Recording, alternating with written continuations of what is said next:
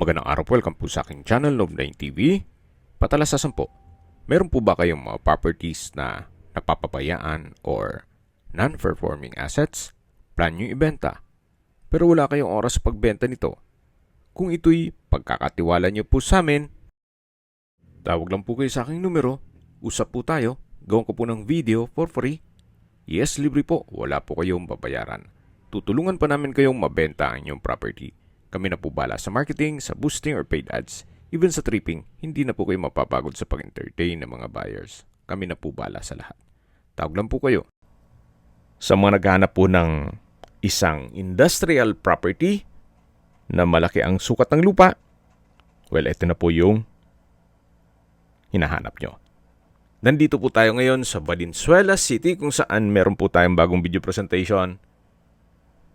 Isang 7,230 square meters na tituladong lupa na meron na rin pong mga warehouse, pero yan po'y for free na. Bali po, ang covered ng warehouse, ang estimated floor area ay 2,500 square meters, more or less. So, hindi na po sinama ni owner yung mga pagpresyo sa structure. Although, usable naman po siya. Gawa ng meron po silang existing business. Or isa po ito sa manufacturing area nila. So, lahat pong nakikita nyo ng mga traktora at fabricated machines, hindi po kasama yan. Binebenta po ito ni owner as lot only. Ganun pa man, iikot ko po kayo para may ID na kayo kung anong meron dito sa warehouse nila. O hanggang dun po yan sa dulo. Then, concrete flooring na po at buong property ay fully fenced.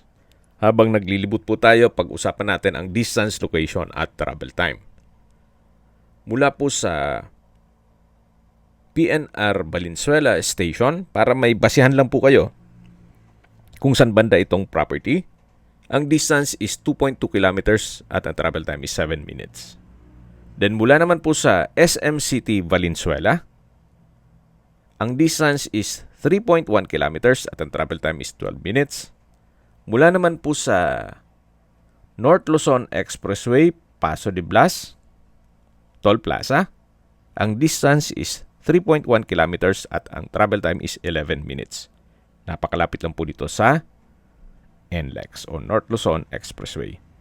At mula naman po sa Binondo, ang distance is 16.2 kilometers at ang travel time is 34 minutes.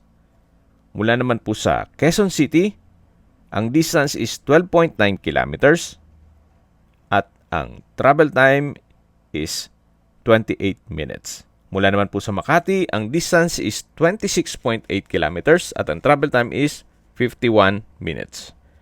Kung manggagaling naman po sa Pasay or sa airport, ang distance is 31.5 kilometers at ang travel time is 44 minutes. Nasa dulong parte na po tayo ng property kung saan may mga covered area pa rin po. At hindi po yan tatanggalin ni owner. Para kung sakali man na kailangan nyo, well, konting renovation lang, ay pwede na po kayong mag-operate ng inyong business. Okay, sa presyo na po tayo. Binebenta po ito ni owner below market value. Ang market value po dito ay 45,000 per square meter. Pataas na po yan. Pero si owner is selling this property for only 37,000 pesos per square meter. Opo, kaya grab nyo na yung opportunity habang mura pa po nila binebenta ito. Sa mga nag-skip po ng video, summarize ko lang po. Ito pong property or industrial property ay nasa Valenzuela City. May total lot area po ito na 7,230 square meters. Ito po'y titulado, kaya wala po kayong maging problema sa documentation o sa transfer ng title. Ang estimated covered floor area o yung buong covered ng warehouse pati workplace ay 2,500 square meters more or less. Meron na po siyang office, then garahe, at kung ano man po ang nakikita niyong mga machineries ay hindi po kasama. Tatanggalin po yan, pero itong structure ay kasama na po sa bentahan. Ito po yung pinakamalaking structure na kung saan pwede naman po kayong magnegosyo ng warehousing or paupahan nyo po ito para ito'y maging income generating kung sakaling gusto nyo lang mag-invest sa isang industrial property. Ito naman po yung magbilang lang kayo ng mga 5 to 10 years. Medyo may lasa na po ang presyo nito.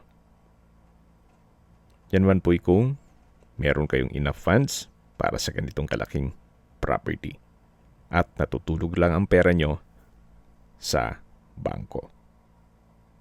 Yan man po'y opinion ko lang naman. Depende pa rin yan sa inyong assessment dito sa property kung anong project or pwede nyong gawin once na ma-acquire nyo ito, gawa ng binibenta po ito below market value. Kumbaga, grab the opportunity na kung kaya lang naman. So, nakita nyo na yung dulo nitong warehouse at maisingit ko lang po, ayaw pong makipag-negotiate ni owner sa trustee, sa broker, or sa agent. Yun po ang instruction niya. Kung meron man pong interesado dito, ang gusto niyang makausap ay si mismong buyer. Yun po ang instruction ni owner. Kaya kung may mga katanungan po kayo, tawag lang po kayo sa aking numero. Sa mga kababayan naman natin na sa ibang bansa, meron po akong WhatsApp, Viber, at Telegram. Same number lang po, 0917-316-3399.